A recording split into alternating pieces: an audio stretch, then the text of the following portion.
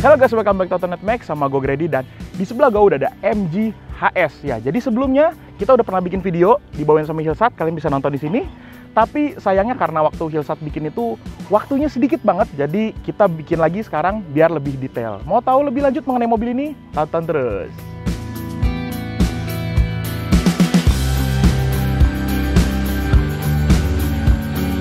Oke, kita langsung aja ngomongin eksteriornya. Ya, seperti ciri khasnya mobil-mobil buatan Tiongkok, mereka nggak punya ciri khas. Justru kebanyakan referensi dari merek-merek mobil lain gitu. Kita lihat bagian depannya, ini kayak hasil perselingkuhan antara Mazda sama Mercedes gitu. Ini dari sini tuh kayak Mazda Kodo yang generasi pertama ya, terus grillnya di sini Mercedes banget gitu. Ini bawahnya juga masih mirip-mirip Mercedes gitu ya, aneh gitu. Ya, di bagian bawahnya sini ada aksen-aksen silver. Terus di sini lampunya memang keren sih ya. Dia udah LED dan di sini tulisannya tuh Psych Light Technology. Wede. Terus ini LED-nya kayak putus-putus gitu. Mirip Mazda Kodo yang pertama, cuman kalau ini diputus-putusin aja gitu. Kalau kata orang tuh Kopassus ya. Copy paste ubah sedikit gitu. Jadinya kayak begini. Oke. Sekarang kita lihat ke bagian sampingnya. Jujur sebenarnya menurut gue nggak ada yang spesial, tapi cakep-cakep aja gitu. Mobilnya kelihatan elegan ya. Terutama di bagian sininya nih, gue sih jujurnya teringat sama Hofmeister King-nya BMW yang X3 kalau nggak salah ya. Yang model tuh model kayak begini gitu. Jadi dia kaca belakangnya agak menyempit. Oke, terus ini dia spionnya udah retract, auto retract. Dan kalau misalnya ini kita mobil belum dikunci, kalau dikunci dia ngelipat sendiri. Nah, terus bagian bannya kita lihat dia di sini pakai Goodyear Efficient Grip dengan ukuran 235, 50 dan ringnya 18. Kalau misalnya dilihat pelek-peleknya ini mirip sama Toyota Supra nggak sih? Cuman kayak kurang gelap aja gitu, cuman mirip ya. Nggak tahu kalau menurut gue sih kayak gitu, menurut kalian gimana? Komentar di bawah ya. Oke, terus kita lihat lagi di bagian bawahnya, di sini ada cladding plastik plus chrome. Dan ngomong-ngomong, chrome-nya ini dia bukan chrome yang kinclong gitu ya. Jadi chrome itu kayak di brush gitu. Keren sih, kelihatan lebih mewah. Di sini juga ada chrome di handle pintu, tapi bagian atasnya doang. Mungkin kalau menurut gue lebih keren kalau dibikin strip aja gitu ya. Atau nggak usah ada sekalian gitu. Chrome buat apa? Di bagian atasnya ada roof rail yang warnanya chrome juga. Dan chrome-nya juga sama, di brush. Terus buat tutup tangki bensinnya, dia nggak harus dari dalam. Jadi dia nggak ada tuasnya, dia langsung aja. Tapi ini sekarang kondisinya lagi kekunci ya. Kita tinggal pencet unlock aja di remote-nya, terus kita tinggal pencet. Nah gitu. Jadi nggak ada tuasnya dari dalam. Oh iya, ada satu lagi poin yang menurut gue menarik dari si MG HS ini. Dia suspensi bagian belakangnya itu udah independen. Wah, rasanya kayak gimana nanti kita cobain aja.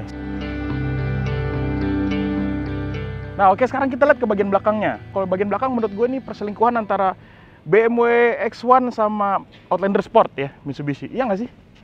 Mirip nggak sih? Coba kalian komentar di bawah ya, mirip nggak? Atau menurut kalian mirip apa gitu? Kita lihat ke bagian atasnya, dia ada antena shark fin. Terus di sini ini bukan spoiler sih, tapi bentuknya udah keren sih. Dia ada stop lamp-nya. Dan di sini ada defogger dan ada wiper juga, ada kamera parkir dan ada sensor parkir. Terus kita lihat ke bagian lampunya ya. Ini dia lampu sennya, dia udah sequence. Ya, tapi kalau misalnya lagi pakai hazard dia nyala biasa sih, nggak sequence lagi. Terus di bagian sini ada Brit Dynamic, ini kebanggaannya MG nih, tiap kali presentasi tuh dia pasti ngomong Brit tuh Britain ya, bukan Britney Spears. Britain, Inggris. Oh ya, dia punya knalpot yang modelnya keren, keluar gitu, dan asli. Justru dia niru-niru Eropa, yang Eropa itu biasanya bikin knalpotnya palsu, tapi dia ori. Mantap. Jadi nama mobil ini kan HS ya. Sebenarnya kalau kita ngejelasin ke orang awam itu agak susah. Gitu ada orang awam nanya, ini mobil apa sih? Terus kita ngomong MG HS gitu. Kayak kode ya, kayak bukan nama mobil.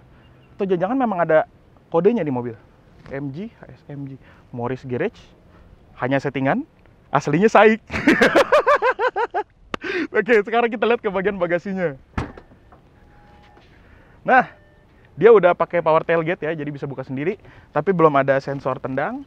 Nah, di sini dia punya tray yang sebenarnya materialnya nih kurang bagus ya, dan ini dia tuh ada magnetnya, jadi biar nggak goyang-goyang pas lagi jalan. Tuh. Dan kita tinggal tarik aja kayak begini. Dan yang kerennya itu pas ngelepasnya nih. Kita tinggal lepas aja langsung. Langsung nempel lagi ke magnetnya lagi.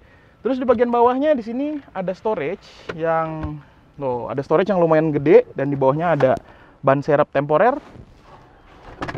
Nah, ini dia ada sangkutannya juga ya, tapi sangkutannya tuh bentuknya kayak begini. Agak aneh ya. Oke, kira-kira kayak begitulah bagian bagasinya. Ini sekarang kita tutup lagi. Nah, dia tuh ada bunyi beep 3 kali dulu, baru ketutup. Tapi bunyinya kurang kenceng ya. Itu maksudnya biar orang yang berdiri di sini nggak kejepit gitu. Nah, oke, sekarang kita langsung lihat ke bagian interiornya aja. Yuk, ikut gua.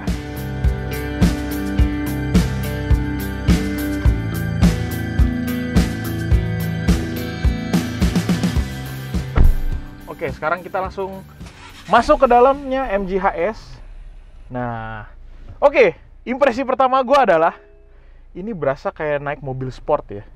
Gila men interiornya.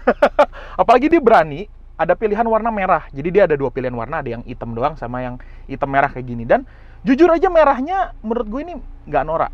Jadi cakep-cakep aja gitu merahnya. Dan ini kalau kalian lihat di bagian sini, di dashboardnya ini soft touch. Di sini juga soft touch. Bagian bawahnya sih udah plastik. Tapi atas-atasnya sini berasa mewah sampai ke door trim atas-atasnya sini ya. Terus ke samping-samping door trim juga dia ada stitching jahitan yang asli.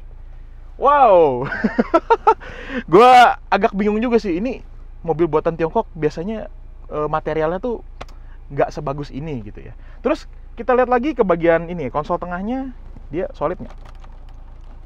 Agak kurang sih, agak masih goyang sedikit, tapi nggak meleot lah seenggaknya. Dan ini desainnya tuh mirip mobilnya Porsche ya, bagian sininya ya, pecat-pecatannya juga. Terus di sini dia ada tombol buat buka tutup bagasinya. Terus ada mode pilihan berkendaranya, pecatannya di sini, dan masih ada 3 tombol kosong. Dan di bagian sini ini ada bagian yang bisa kalian buka, dan dia soft opening. Isinya ada colokan 12 volt, ada colokan USB, dan dia udah support Apple CarPlay ataupun Android Auto. Gila, oke juga sih. Dan di bagian sininya dia ada switch yang ya sebenarnya keren sih, tapi kalau misalnya udah dipencet tuh kayak cetek gitu, agak berasa chip bagian situnya.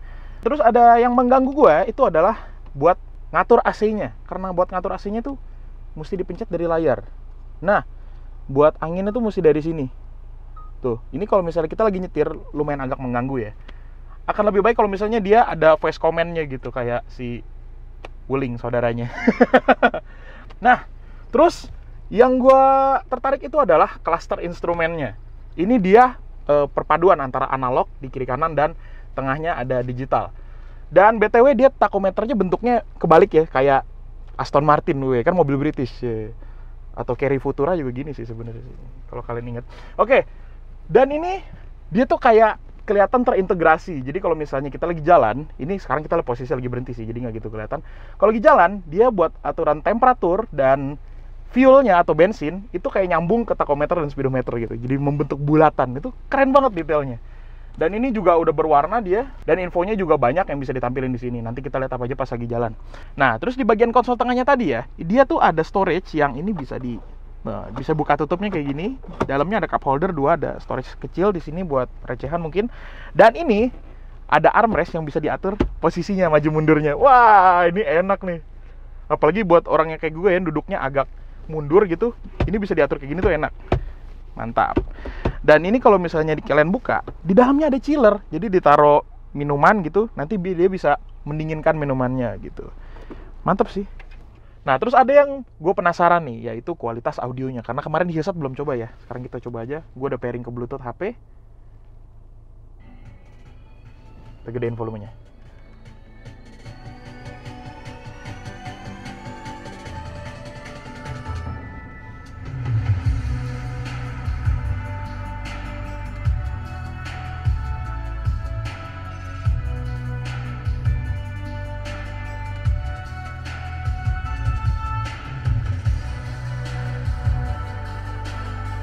Oke, cukup kayaknya.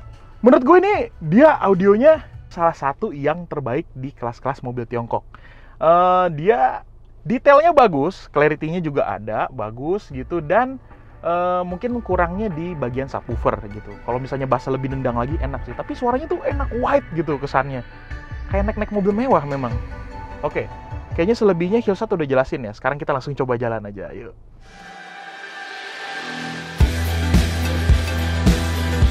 Oke, sekarang kita ngomongin rasa berkendaranya si MG HS ini ya.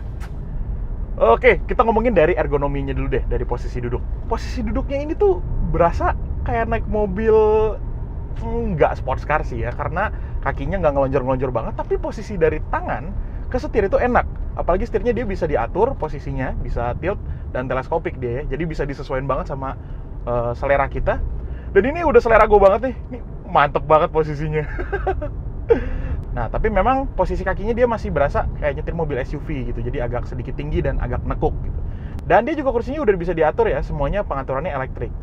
Nah, naik turun, maju mundur, dan recliningnya bisa diatur. Nah, terus kalau visibilitasnya ini lumayan bagus sih, dia pilar A-nya bagian bawahnya agak tebal tapi nggak ganggu-ganggu banget, jadi masih aman. Ya, jadi visibilitasnya masih oke, ngeliat ke belakang juga kacanya sedikit kecil sih, tapi masih oke lah, nggak mengganggu. Nah, terus sekarang kita langsung ngomongin dari feeling setirnya deh. Oke, gue langsung bilang kalau ini adalah setir mobil buatan Tiongkok yang terenak yang pernah gue coba. Karena ini setirnya akurasinya bagus, responnya juga oke, feedbacknya agak kurang sedikit, dan bobotnya juga agak kurang sih sebenarnya. Dan dia udah self-centeringnya lumayan cepet ya kalau kalian belok gitu. Tuh responnya bagus, kalau dilepas tuh dia langsung agak narik-narik ke tengah gitu biar mobilnya lurus lagi gitu. Enak loh ini. Dan dia juga di belakang setirnya ini udah ada pedal shift ya, meskipun materialnya agak kurang bagus, plastik banget. Tapi ini ngebantu kita buat kalau lagi mau sporty driving, atau bahasa Indonesia ugal-ugalan. Nah, terus langsung kita ngomongin suspensinya nih. Suspensinya ini dia karena udah independen, jadi kalau kita pakai belok-belok tuh dia napak semua bannya ya. Jadi bagian belakangnya tuh nurut, dan settingannya ini dia lumayan kaku. Bodinya juga lumayan kaku. Jadi kalau misalnya kita lewatin jalanan yang nggak rata gitu ya, tuh teksturnya berasa. Mobilnya tuh berasa kebaca jalanannya gitu, tapi nggak ngebanting-banting gitu.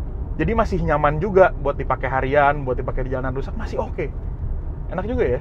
Terus sekarang kita langsung ngomongin mesinnya deh, mesinnya. Mesinnya ini dia pakai mesin 1500 cc 4 silinder, tenaganya 160 PS dan torsinya 250 Nm. Kalau dari posisi D, kita langsung kick down sedikit ya. Wih, responnya sih oke banget. Oke. Lumayan sih kalau misalnya menurut spek tuh dia 0 ke 100 10,6 detik ya. Ya buat mesin 1500 cc turbo sih sebenarnya nggak kencang-kencang banget, tapi oke lah. Sensasi torsinya itu tarikannya lumayan enak, enteng. Dan dia dibantu sama transmisi DCT ya, dual clutch transmission, yang responnya juga lumayan bagus. Dan transmisinya itu kayak DCT-nya mobil Jerman yang 5 tahun lalu gitu. Jadi responnya kalau misalnya dipakai di jalanan macet, itu masih ada apa ya, masih ada gendet-gendetnya gitu loh. Nanti kita cobain deh pas jalan pelan kayak gimana. Kalau buat performa sih perpindahan giginya enak banget, cepet dan halus gitu.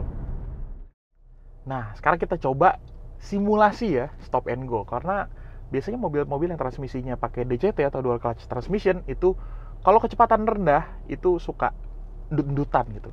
Kalau si HS ini gimana, kita cobain aja ya. Ceritanya kita jalan agak pelan, terus rem, terus gas lagi. Nah, kan. Nah, masih berasa endut-endutannya ternyata. Terus rem lagi. Gas lagi. Ah, iya. Oke. Dia nggak sehalus DCT mobil Eropa memang. Memang masih kalau misalnya kondisi stop and go masih agak berasa endut-endutannya. Oke. Sekarang kita coba ke ini kali ya, ke mode sport ya. Karena buat pakai pedal shiftnya itu kita nggak bisa dari D langsung pencet, nggak bisa. Harus masukin ke sport dulu. Nah, di sport baru nih. Dia ada 7 giginya ya, gearnya sampai 7. Ini lagi belokan. Tuh, bagian belakangnya napak banget nih, kita coba. Ini lagi lari 80 nih di turunan. Oke, kita rem. Nah, feeling remnya ini ya. Feeling remnya agak ngegloyor sih, agak jauh nih pedalnya. Iya, buat remnya dia agak kurang enak, sayangnya di situ. Oh ya, dia buat tuas sennya di sebelah kiri ya. Jadi jangan lupa. Kan kata orang-orang tuh jangan sombong dulu kalau mobil kalian tuas sennya masih di kanan katanya. Nah, ini udah di kiri. Jadi bisa sombong. Tuh, kita lewat posisi tidur juga enak, empuk. meredam dengan baik. Nah, di depan lagi. Nah, terus si MG HS ini dia punya beberapa mode berkendara. Kita sekarang lagi di mode normal. Terus dia ada sport, ada custom, jadi kalian bisa custom sesuai selera kalian ya. Itu termasuk ke ambient light juga. Jadi kalau misalnya lagi pakai custom, ambient lightnya mau misalnya mau warna merah gitu. Terus bisa pengaruh ke AC juga. AC-nya mau, kalau misalnya lagi pakai yang mode custom itu mau eco, jadi dia agak kurang adem buat ngirit bahan bakar. Sama dia ada ini adaptive volume juga. Jadi kalau misalnya kalian lagi ngebut, nanti kan berisik tuh suara dari luar, nanti volumenya audionya tuh bisa naik sendiri. Itu bisa disetting di mode customnya. Terus sekarang kita coba radius putarnya bagus apa enggak nih mobil. Ya, sekarang kita belok di sini. Set, langsung fullin. Wah, agak jauh. Wah, jauh nih, agak kurang praktis sih.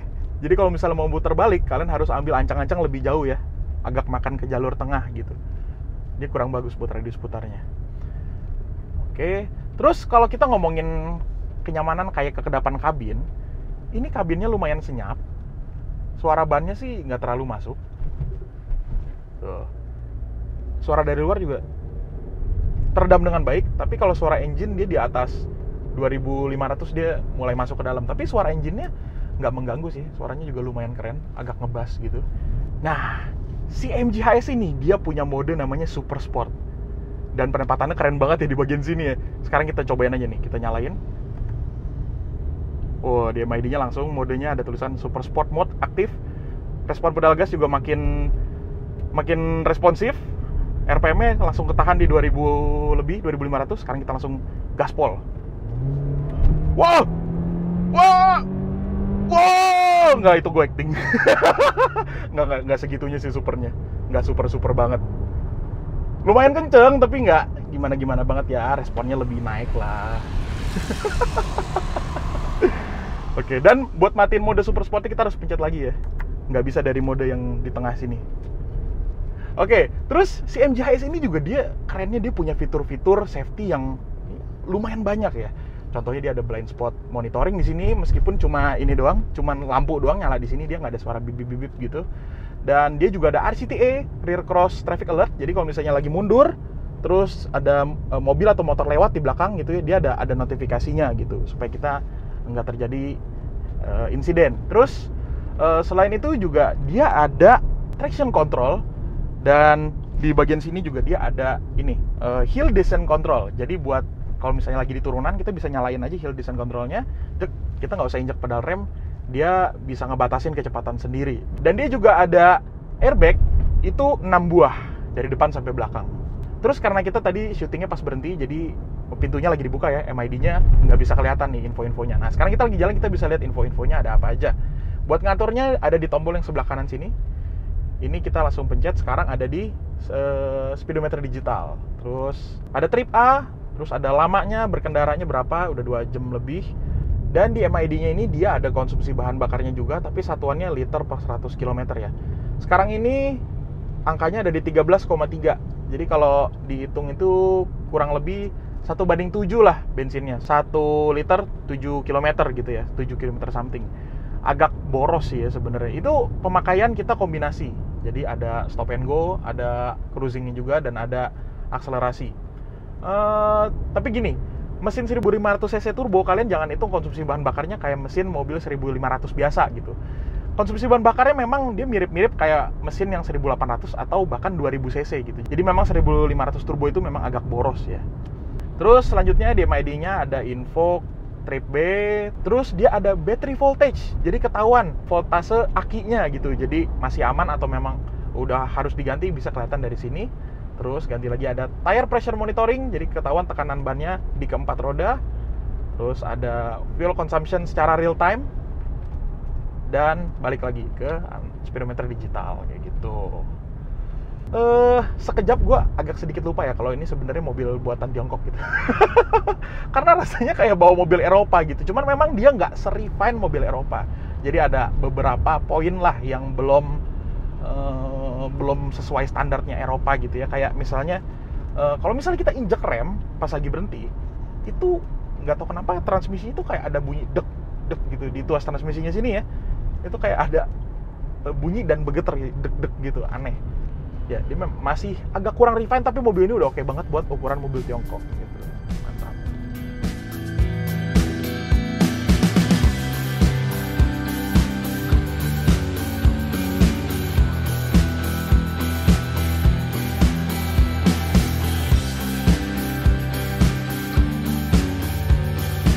Oke, jadi kesimpulannya MG HS ini lumayan merubah persepsi gue mengenai mobil-mobil buatan Tiongkok.